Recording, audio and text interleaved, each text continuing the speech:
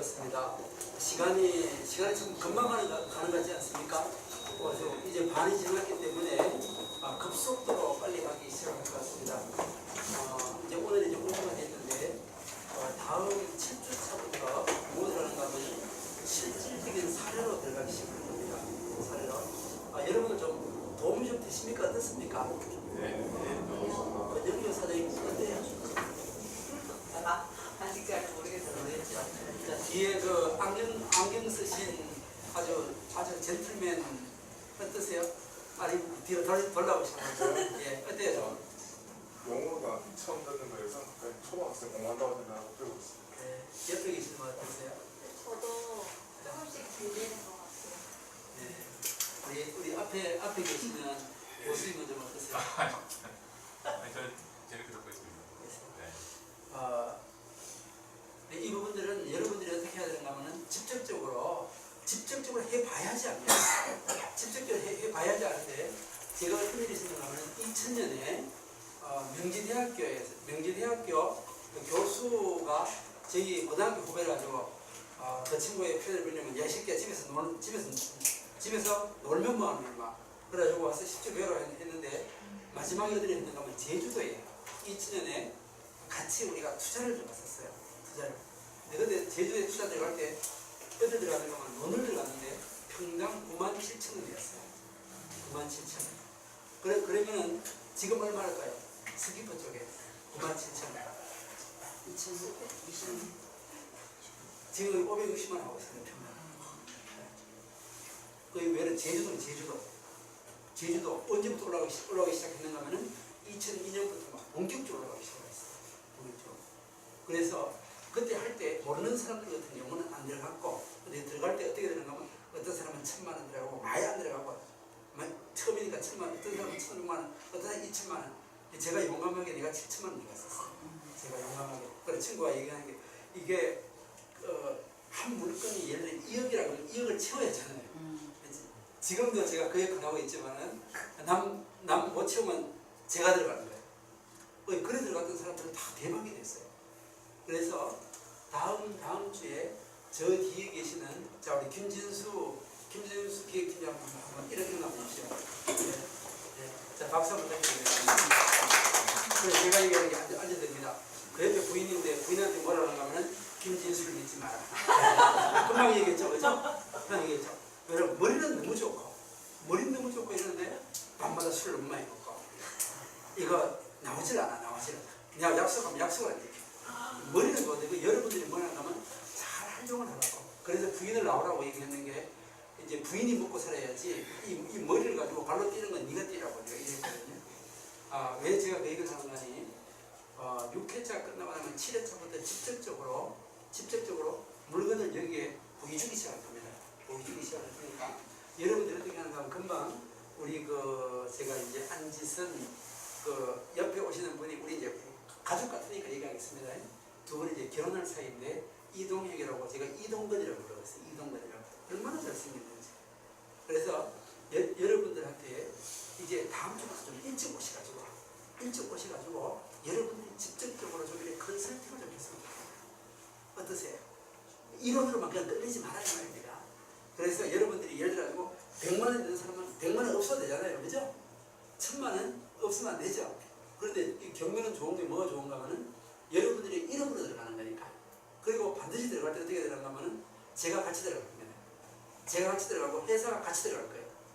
그러면 회사가 같이 들어가는데 또라이 아닌다 아니야. 잘못 들어가겠습니까? 여러분 생각이 어떻습니까?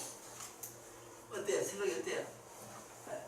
그래서 하고 안 하고는 다음 문제고 7회차부터 해가지고 물건을 갖다 여러분들에게 보여줄 거예요.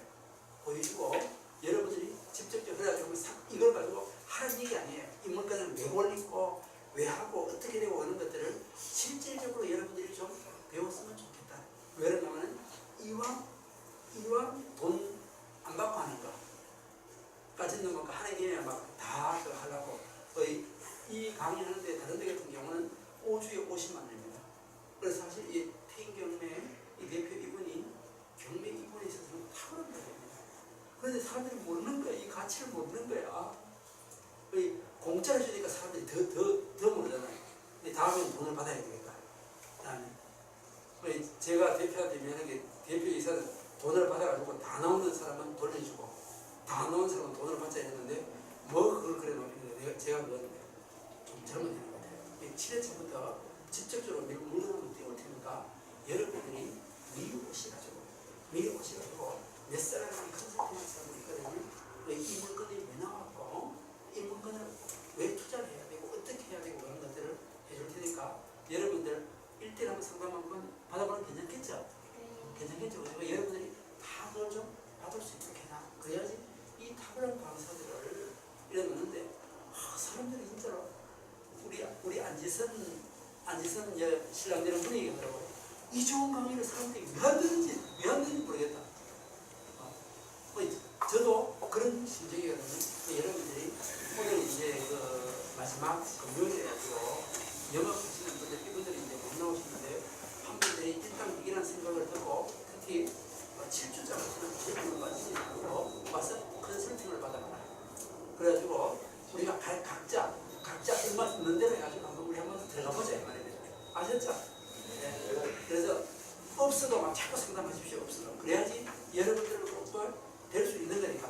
자, 오늘 여러분들 정말 일당백의 마음으로 우리 우강연 대표님 주택임대차 보호법에 대해서 같이 나누도록 하겠습니다. 박수 모시겠습니다.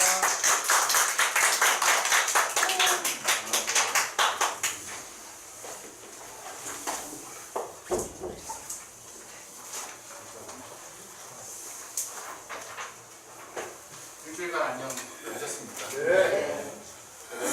매번 이렇게 이문으로 들어오니까 연예인 같은 느낌이 다음 기회에 여러분이 이문으로 들어오시는구나 한번 해서 아까 말씀해 주신 것처럼 어떤 절반 정도가 지나가셨어요. 그죠? 네. 머릿속에 좀 남는 게 많이 있으신가요? 있다고 해주세요. 네. 없다고 하시면 또 제가 5주 동안 열심히 하고 보람이 없으니까. 그죠? 제가 이제 지난주에 좀 어려운 걸 하셨어요. 그죠? 네. 원리 분석 이제 기본 지난주부터 시작하셔서 네, 경매 3대 원리, 그죠? 소재주의, 말소기준 권리 관련된 거, 다음에 인수주의, 다음에 잉여주의, 그죠? 민사집행부 대기조 그 세 가지를 말씀을 드렸고, 그리고 지난주에 저희가 이제 뭐 전세권이라고 하는 녀석, 그죠? 네, 그리고 이제 또 뭐 하셨어요? 지상권, 또 취권? 그건 안 배우셨어요. 그죠? 취권은 저도 못 가겠죠. 지상권, 다음에 가등기, 뭐 가압류, 가처분 이런 이제 근저당권, 그죠? 그래서 이제 경매 절차, 경매 어떤 그 사건에서 여러분들이 볼 수 있는 그런 기술적인 권리들에 대한 성질을 공부를 하셨어요, 이제, 그죠? 네. 그래서 오늘은 이제 그 뒤이어서 이제 임대차 보호법. 여러분들이 경매 권리 분석하시면서 아마 가장 어려워하시는 것 중에 하나가 임차인일 것 같아요. 정말 임차인은 다양한 형태로 부동산상에 나타나고 있습니다. 그래서 임대차 보호법을 혹시 공부해 미리 한번 보신 분들은 알지 모르겠습니다만 임대차 보호법은 법조문이 상당히 짧아요. 근데 우리나라에는 수많은 임차인과 임대인이 있습니다. 이 짧은 법조문을 가지고 그 사람들의 분쟁을 해결해 주니까 당연히 어렵겠죠. 어렵습니다. 그래서 임대차 보호법 같은 경우는 뭐가 많냐면 판례가 많습니다. 그래서 기본 골격은 여러분들이 좀 배우시는 거예요. 그죠? 권리 분석이 필요한 거, 다음에 여러분이 낙찰 받아서 임대 놓을 때 필요하신 뭐 이런 지식들 이런 것들은 쭉 임대차 보호법을 공부를 해놓으시고 계속 경매 공부를 하시면서 경매 사건을 분석하시면서 이제 특별한 케이스들로 되어 있는 판례들을 계속 꾸준히 공부를 해 나가셔야 돼요. 한 번 하나 못하는 거 여러분들, 그죠? 계속 말씀드리는 거지만 물건 찾아와서 여러분들이 부딪히면서 공부를 하셔야 돼요. 이거 안 하면 재미가 없어요. 누가 법을 좋아하겠습니까? 그죠? 법 좋아하는 사람은 아무도 없습니다. 그죠? 상가 건물 임대차 보호도 마찬가지입니다. 아마 다음 주나 다음 주 하실 것 같은데 똑같이 임대차 보호는 그래요. 법조문은 상당히 짧고 그 관련된 이해관계가 상당히 많기 때문에 여러분들 오늘 공부하시고 나면 주말에 필히 임대차 보호법을 한번 공부를 한번 해보시는데 그 법조문을 한번 읽어보세요. 어렵지만 법조문이 짧기 때문에 몇 번만 읽어보시면 또 제가 이렇게 떠들었던 거랑 또 접목이 되시면서 보실 겁니다. 그죠? 그렇게 하면서 법하고 약간만 많이 치지 말고 약간은 치는 이유가 있을 것 같다. 그런 의미입니다. 그죠? 그래서 오늘은 임대차 보호법에 대해서 이론적인 것만 하면 재미가 없을 것 같아서 약간 응용에 관련된 것들 그리고 사례도 뽑아왔는데 2시간이 될지는 모르겠습니다. 한번 열심히 달려보도록 하겠습니다. 임대차 보호법은 제가 지난번 잠깐 말씀드리긴 했는데 물건과 채권 시간에 말씀 한번 드렸어요. 그죠? 임대차 계약은 물건 계약이었어요? 채권 계약이었어요? 네, 채권 계약했어요. 그죠? 그래서 물건하고 채권이 부딪히면 누가 이긴다? 물건이 이기는 거예요. 그죠? 그래서 소유자가 바뀌어서 옛날에는 임대차 보호가 없었던 시절에는 소유자가 바뀌어서 그 임차인 보고 나가라고 명도 소송을 하게 되면 누가 이긴다? 새로운 소유자가 이기는 거예요. 그죠? 그러다 보니까 임차인들이 상당히 거주의 어떤 자유라든지 안정감이 떨어지다 보니까 안 되겠다라고 해서 민법의 상위법인 특별법으로 해가지고 주택임대차 보호법을 만든 겁니다. 그래서 민법에 있는 임대차 조항만을 가지고는 임차인의 어떤 보증금을 지키는 데는 되게 부족했던 거죠. 그래서 임대차 보호법을 만들어서 대항력이라고 하는 개념, 또 우선 변제권이라고 하는 개념. 이 우선 변제권은 누구한테 있었냐면 우리 지난 시간에 배운 물권 중에 하나 있었어요. 누가 있었어요? 우선 변제권? 담보 물권한테 있었어요. 근저당 담보 물권에 우선 변제권이라는 게 있었어요. 그죠? 근데 이거를 누구한테 준 거예요? 임차인이 확정일자를 받으면 우선 변제권이 발생되도록 해준 거고. 다음에 최우선 변제권이라는 또 있어요. 요거는 소액보증금이라고 해서 어쨌든 주택 임차인들이 거기에 걸려져 있는 보증금은 그 사람의 재산 중에서 큰 비중을 차지할 거예요. 그죠? 그러다 보니까 일정 금액에 대해서는 제일 먼저 보호를 해줘서 이 사람이 어쨌든 계속 생활할 수 있도록 영위할 수 있도록 만들어주는 게 최우선 변제권이에요. 그래서 권리분석 하시다 가장 필요한 거 세 가지는 이 세 가지입니다. 대항력, 우선 변제권, 최우선 변제권. 그죠? 이거를 가지고 말씀드려 볼게요. 자, 2페이지 먼저 보시게 되면 임대차 보호법에 관련된 법조문에 있는 걸 제가 간략히 요약을 해왔는데 제일 먼저 누가 이 임대차 보호법의 보호 대상이 될 거냐? 누가? 그래서 첫 번째는 주거용 건물의 임대차로 미등기 다음에 건축 허가 여부에 관계없이 사실상의 용도가 주택이라고 하면 거기에 전입신고를 하고 거주를 하게 되면 그 임차인한테는 임대차 보호법 적용이 생깁니다. 그래서 여러분들이 이제 경매를 보시다 보면 시골집 같은 경우는 자기 땅에다가 그냥 건물을 짓는 것들은 안 해요. 그죠? 그런 것들인데 그런 건물에 등기가 안 돼 있는 거예요. 근데 거기에 임차인이 있어.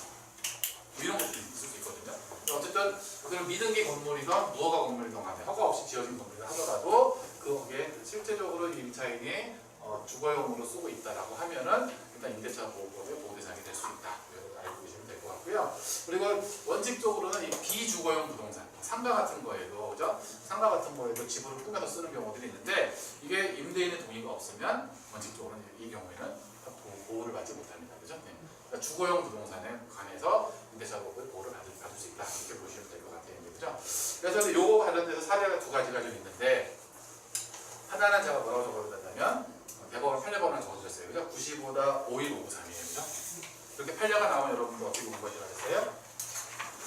대법원 종합법률정보에 가셔가지고 그죠? 이 판례 정보 치셔가지고 어떤 내용인지 한번 보시라고 했어요. 그죠? 네. 어쨌든 여러분들 공부거리도 드려야 되기 때문에 제가 내용을 안 적어놨어요. 그죠?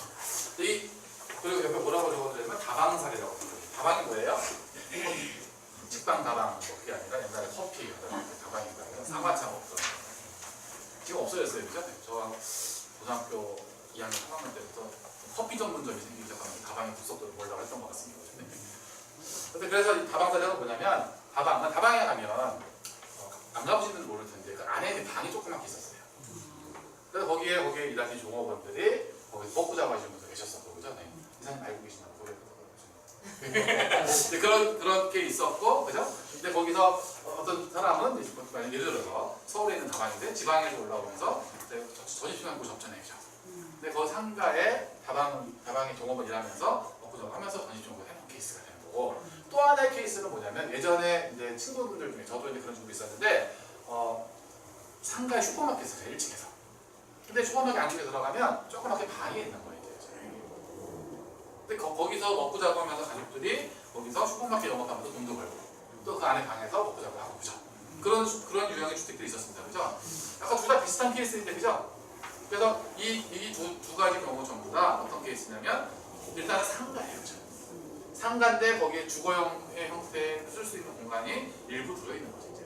근데 다방 사례하고 슈퍼마켓 사례는 완전 다르게 대법원에서 판결을 하고 있습니다.